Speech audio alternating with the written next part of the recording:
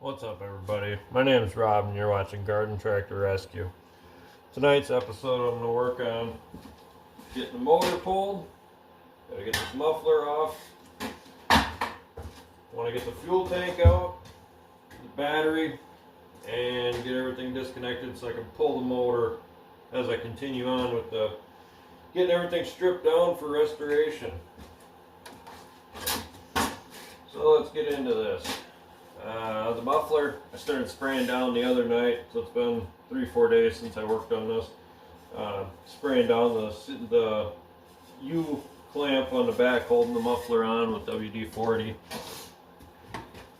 Sometimes you can get them to come off as long as you spray them ahead of time real well and let that penetrating oil really soak in. And then it's 2 1/2-inch nuts holding the clamp on, and we'll see if they come loose. Sometimes they do, a lot of times they just snap off anyway and you have to replace it, but yeah. So this one did come off.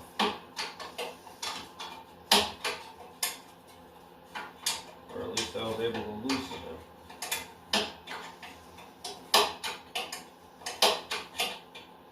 Before you make any plans to take this off, definitely should have a backup if you're going to need it right away. Have a backup clamp already either ordered or purchased, because they don't always want to come off this easy. This one, like I said, it's been soaking down 3-4 days in anticipation for this video. Alright, so loosen that up.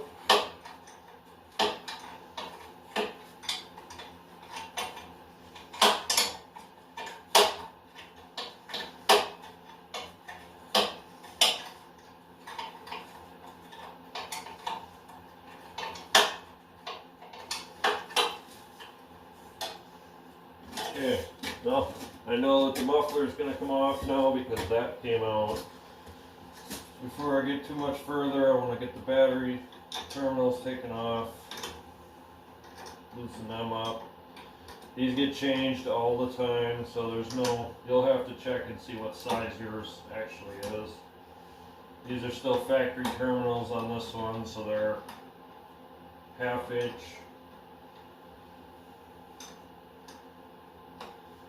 which is strange because it's a 1/4 inch bolt, but 1/2 inch head on it.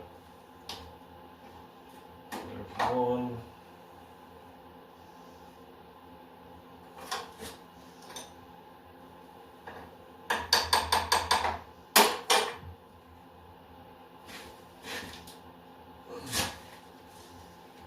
Really, so I got the muffler clamp off, but the battery clamp's the one that's going to stick today.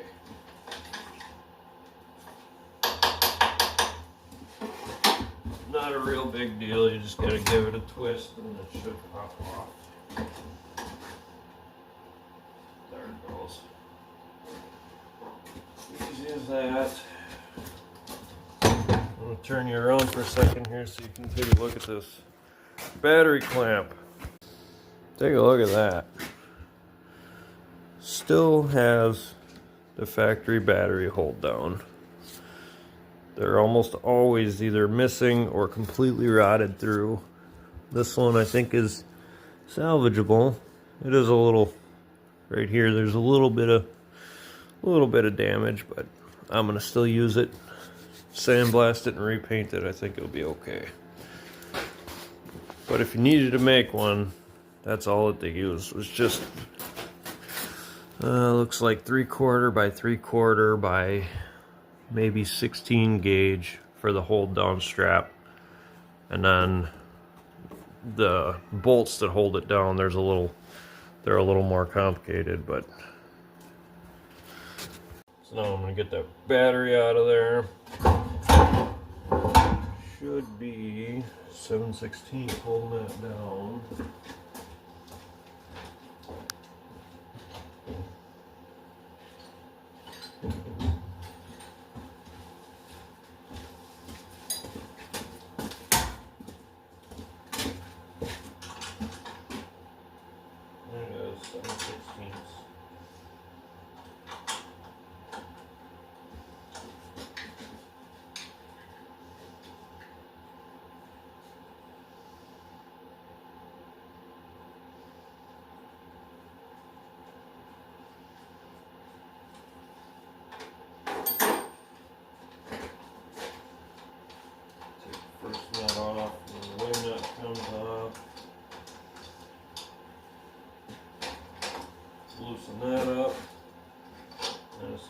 tension off, the J hooks will come undone too.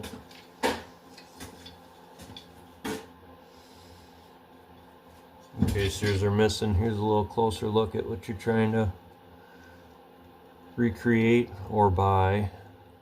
Just a wing nut and then a 1/4 20 screw that's been flattened and turned into a J on the end.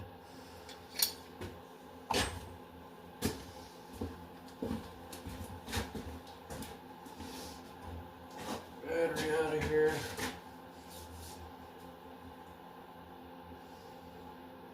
It's in good shape, so that's nice. Save myself $70 not having to replace that. Okay, next is going to be grounding wire. Grounds out right here at the top of the motor. This little bracket, it's the same one that has the headlight wiring harness attached to it. That's a 1/4 inch bolt. And there's another 1/4 inch bolt for the battery tray that is a secondary ground.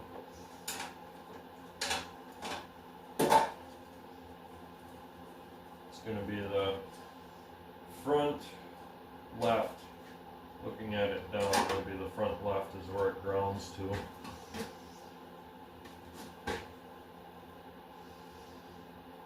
Takes care of that.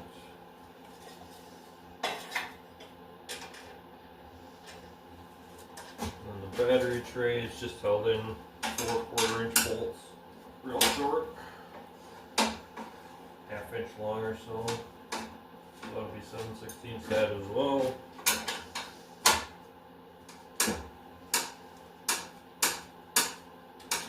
There's 4 of them holding it in. This one is a bit rusty, but it's not horrible. Just gonna need to get sandblasted and repainted. Easy enough. Or you could wire wheel it. I don't really like wire wheeling them just because of all the corrosion that builds up on them from the battery acid dripping on them over the years. So I'm going to sandblast mine after I give it a little bit of a wash down. But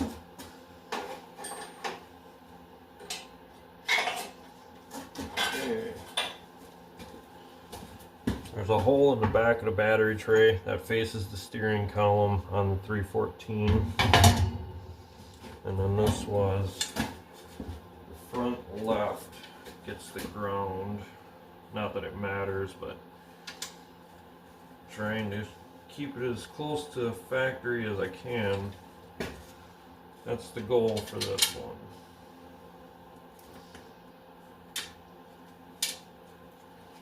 And then all the bolts and hardware on here so far anyways have come off without much issue, so they won't have to get replaced. They'll just have to get cleaned up and painted. Can't leave them raw in Wisconsin, that ain't gonna happen. They'll just rust up. I mean, they're already rusty, so I guess I could save stuff there, but no, we're making this look nice. Alright, battery tray.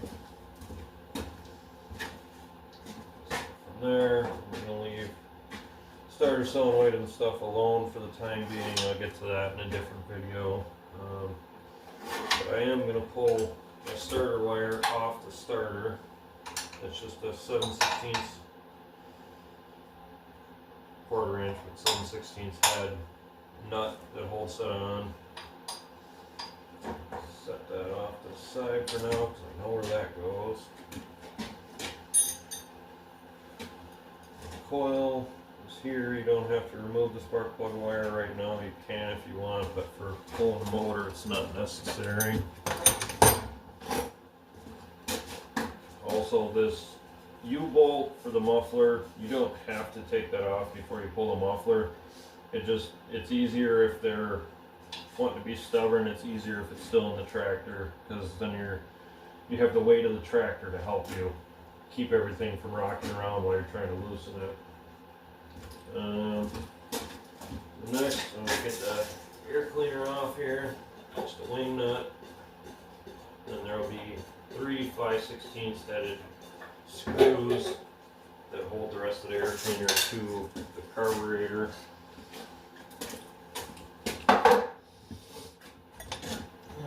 5/16.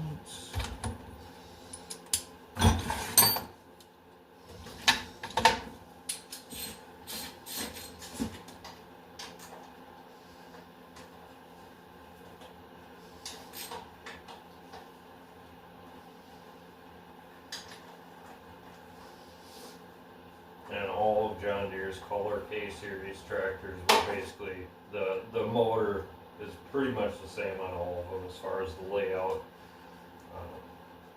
Air cleaner changed. They had a round one and then they had this teardrop shaped one. So the linkages changed a lot when they did that. But removal of the air cleaner is the same regardless if it's the teardrop or the round one. So that won't matter. So you got the 3, and then this goes into the flywheel. Then there's a rubber hose that runs from the air cleaner into the breather. That's going to stay on the breather cover for now. I don't need to take it off this second.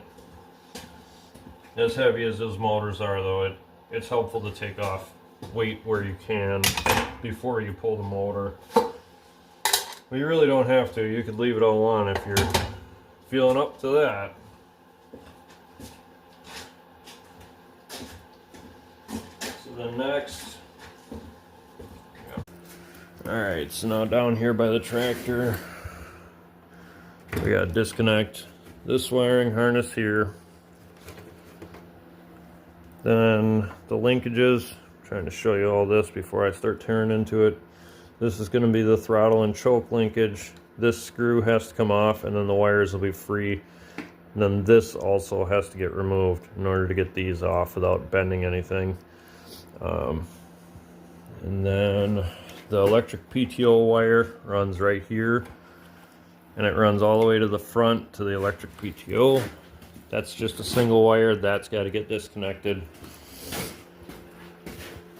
And then on the starter side, the only thing that's got to get disconnected is just the wire going to your starter. The rest of it can stay attached while the motor gets pulled. And then one other thing is got to get a pair of dikes to cut the zip tie, and then this can come off. This is for the headlight wiring harness.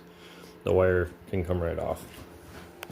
So I'm going to get busy disconnecting all this stuff. We'll see if the wiring harness wants to go apart. Sometimes they don't. Nope, yep, that one came apart. While you're taking this stuff apart, it's a good time to look inside all these, because I've seen several times in the past where these harnesses are melted or the terminals are just full of corrosion, which it happens just from being in the elements. That corrosion builds up, and that's sometimes what causes them to melt too. So there's that disconnected. I gotta get a pair of dikes for that.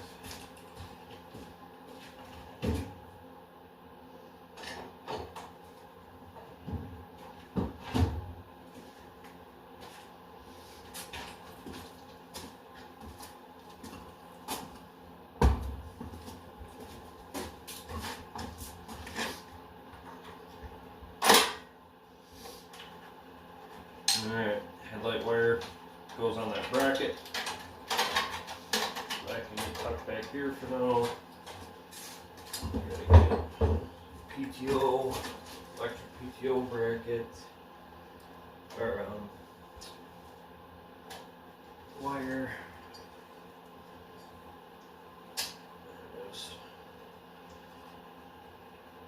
That's another one of the kind of strange ones, because it's not a two-piece wiring harness for the PTO. There's a plastic connector on the side that goes to the tractor, but then on the one that goes to the PTO itself, it's just a spade terminal. Okay, and then there's, hey, this one has all the wire hangers still intact. So right below the points cover, there's a 7/16 headed bolt that's holding wire clamp So that'll have to come off in order to completely remove the PTO wiring harness from the engine.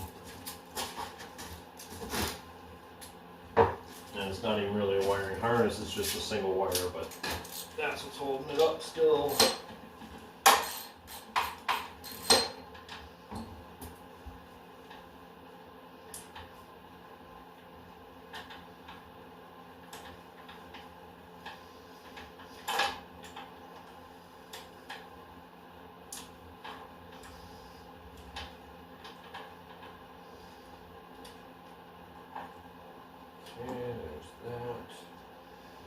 And I'm seeing a decent amount of oil all over the side here, which could be a leak, probably from one of these gaskets on this side is probably leaking. Doesn't look like it's the valve, the breather assembly. Could be the fuel pump actually. Yeah, it stinks like gas. I bet you it's the fuel pump itself that's leaking. But it's one of the. This one should have a plastic one on it, so I don't feel bad about replacing it with another plastic one rather than rebuilding it. Yeah, this is a plastic one, so I'm just going to put a new fuel pump on here rather than messing around with rebuilding the plastic one that's on there. Okay, so that's disconnected. The next is going to be, I'm going to lose my bolt here. It's just a little 1/2 inch long, 1/4 inch bolt. Yeah, I dropped it. There it is. Okay, well, I know where that goes. Directly below the points cover in case I forget. Alright, now we got another 1/4 inch bolt holding all of our linkages for the throttle and the choke. That's got to come on out. Once I get this off, I'll bring it over and show you there's a spacer and some other stuff that goes along with this. There's that one, there's that one. Very helpful to take a picture if you're not sure where things are going to go back on.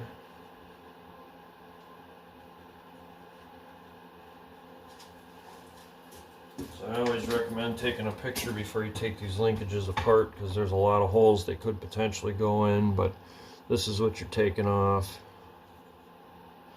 And on this one, on most of them actually, you can, let's see if that'll focus. So that second one from the bottom, where it's worn out here, that's where that spring sits. And you can usually kind of look at the holes, figure out which ones have the wear to them, and you'll have a good idea where all your stuff connected before. But it's better just to take a picture, because even looking in the service manuals, they're not always real great pictures in them. And then there's a bushing in here separating the two, and it's just a bolt and a nut.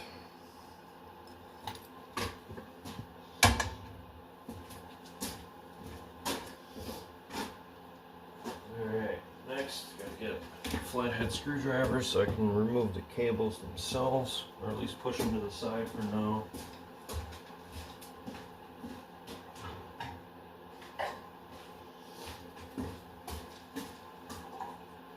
There's just a single flathead screw sitting on top.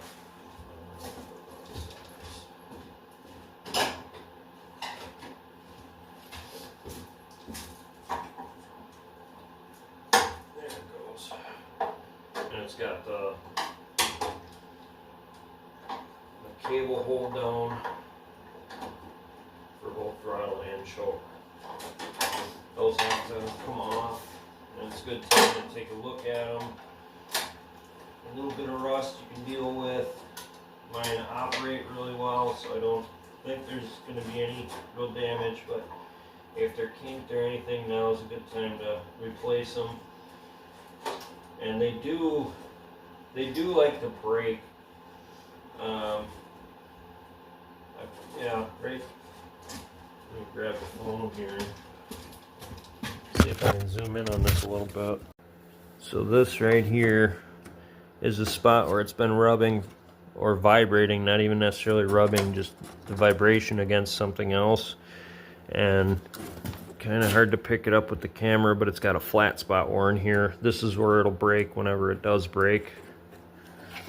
The other one doesn't look too bad, but if it's gonna break, that'll be where it's more than likely where it'll break. And it was probably right here on the edge that it was rubbing. I see that a lot on these, the 314, 316, 300s.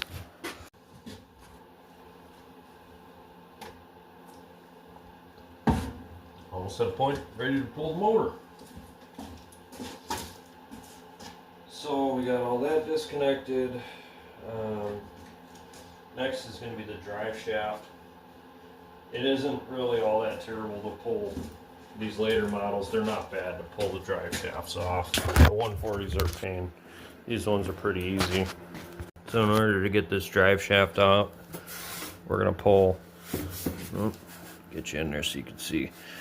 We're going to pull this bolt, and this bolt, and then the motor will be able to slide a little bit. You can move the motor a little bit, but it's a good time to pull the whole drive shaft, honestly. And it's just these two, and then these two here would allow you to remove the shaft, but then this piece is going to come off because this is where it goes in. And then also, once I get the motor out, these plates will come off too. They're just plastic, so be really careful with them because they do break. Alright, so now I'm going to remove the drive shaft. Definitely going to use airline for this one. And if you don't have an impact and access to air compressor and stuff, you can definitely hold the flywheel, you know, get a pry bar in between the teeth to hold it in, or the fins to hold it in place, and that'll help keep your drive shaft from turning while you're trying to get it off. I do have air though, so I'm going to do it the easy way.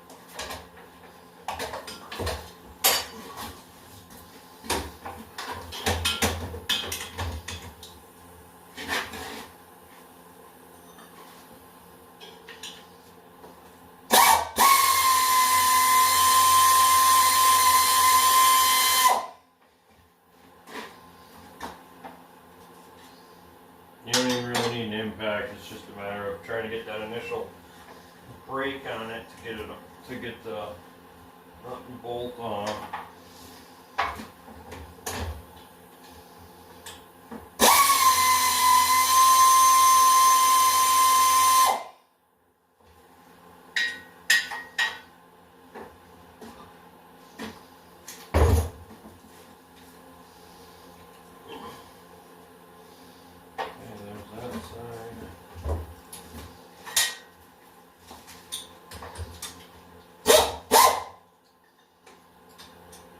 Backside's kind of at a weird angle, but still doable.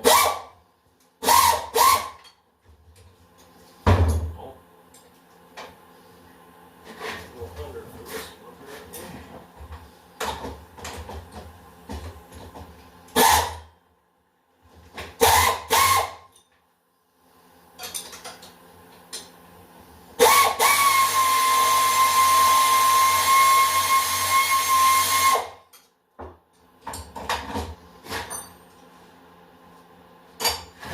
You just kind of got to fish around if you're going to use air tool to get anything off on the drive shaft.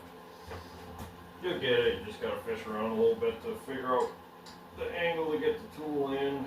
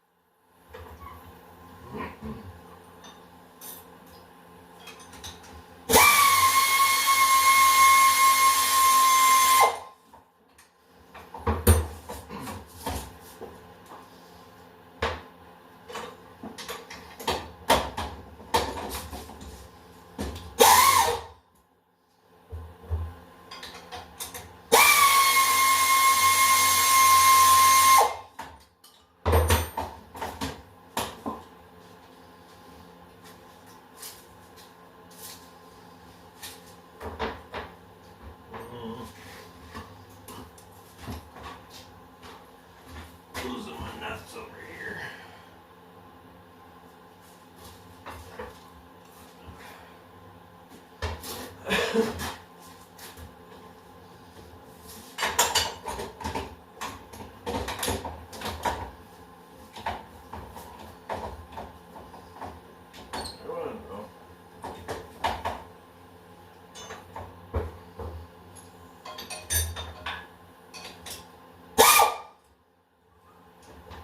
Where's that one?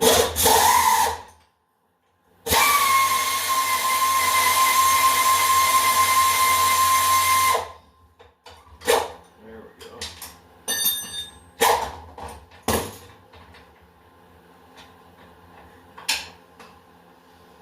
Like I said, trying to get the right angle is a little bit difficult if you're going to use a ratchet or an air ratchet, but it's doable. It's just going back and forth till you find the right way.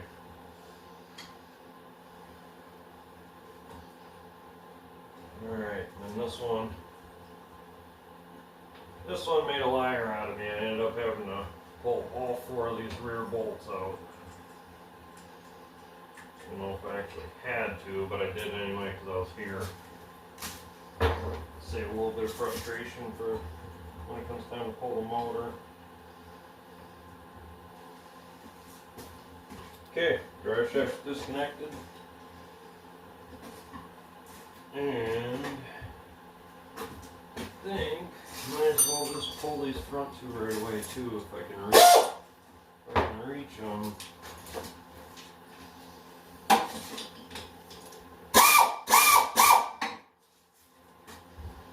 don't know if I'm gonna be able to reach those with the air ratchet.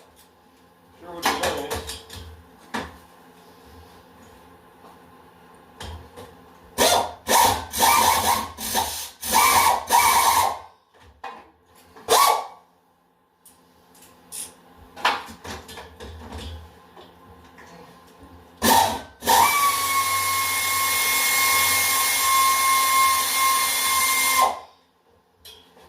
Yeah, there we go. Just pull all 8 of them, you're here anyway.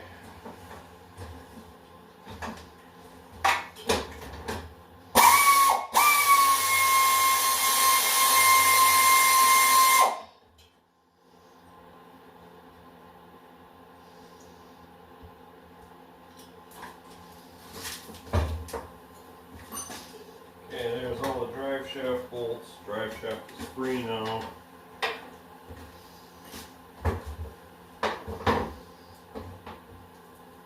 Shaft bolts and nuts right here. Keep all these separate. Okay, the motor has the 4 motor mounts. And before I get to that, let's take a look at the fuel tank. I'll show you how to get this out without spilling gas everywhere. Alright, so 314s for sure, and I believe also the 312. 300s are this way as well, and the 316 Kohler should be this way too. Fuel tank here at the back, obviously. Fuel line comes out the bottom and it runs right along the frame here. and it comes out here at the fuel pump. Almost always this line's hard and cracked and just junk anyways. There's right behind, so right here, if you're looking at your column, you got the hydraulic control here. Right below that, there's a clip that's holding the fuel line in, and on mine there's a fuel filter. Not all of them are going to have a fuel filter right there. Depends how many times the line's been replaced. And then it goes up over the rock shaft, which is right here, and then right around back to here, and then right down here where your shutoff valve is that may or may not work. That's where that's the end of your line. To get the fuel tank off, you're just going to pick straight up. There's no fasteners unless it has these. Some of them have 2 angle brackets right here. All they are is just a piece of angle iron. This one doesn't have them, and 99% of them that I've played with don't have them. So start off by draining your gas tank, or disconnect it from the fuel pump. Make sure that your shutoff is actually working, and then you can remove it with the shutoff valve closed. My shutoff valve doesn't work. Most of them don't. After 40 years, I see why. But so I'm going to leave this drain for a bit, and I'll be back to you after it finishes draining. Alright, pretty much it for removing the gas tank. Drain the gas tank out, that's what you're left with. Once you pull it up, this fuel line that's on there, if it's factory, it's going to be hard and probably cracked.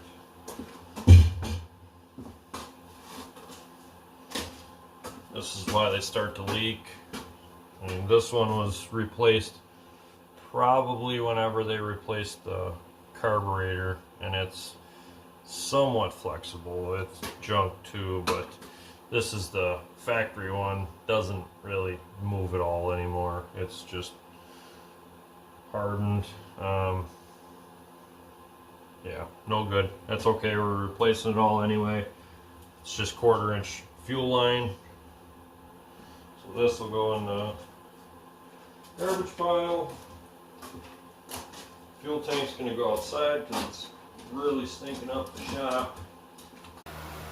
Alright, drum roll please.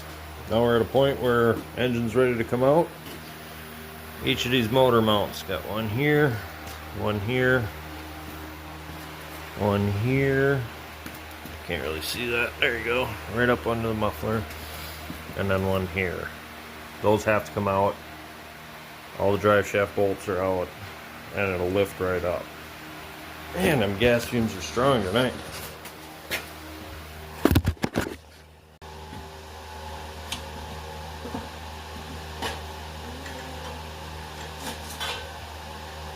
Just 3/8 bolts, so 9/16 head.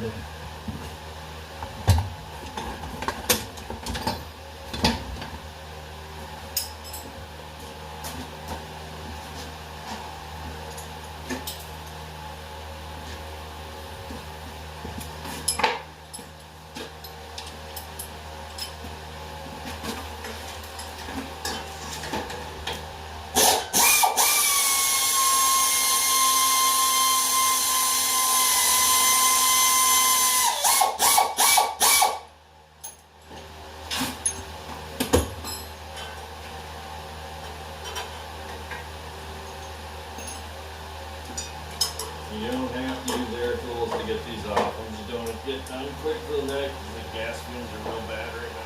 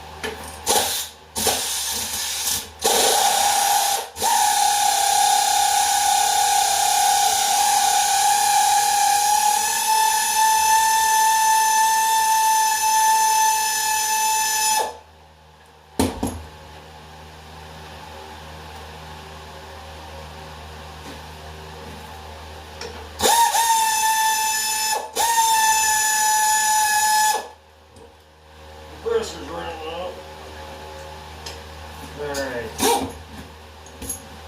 All 4 bolts out. And the whole motor should be free. And it is.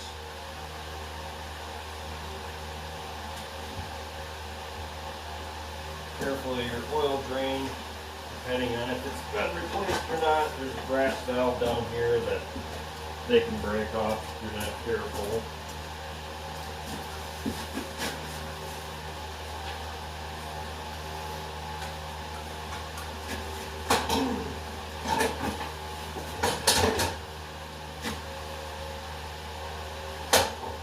Come on now.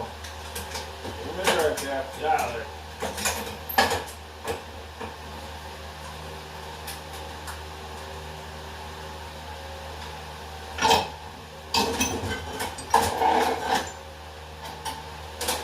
There you go, nothing to it.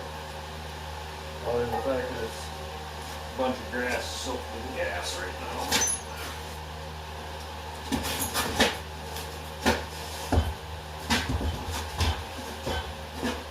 Okay.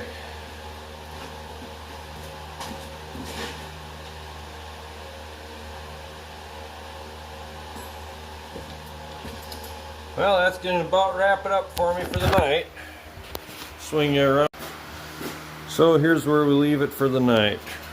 Got the motor removed. Fuel tank is out. Battery's done. We'll have the wiring harness and stuff in the next video.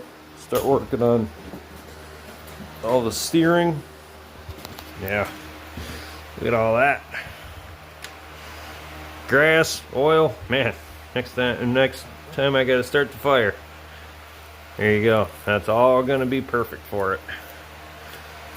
But look at that paint.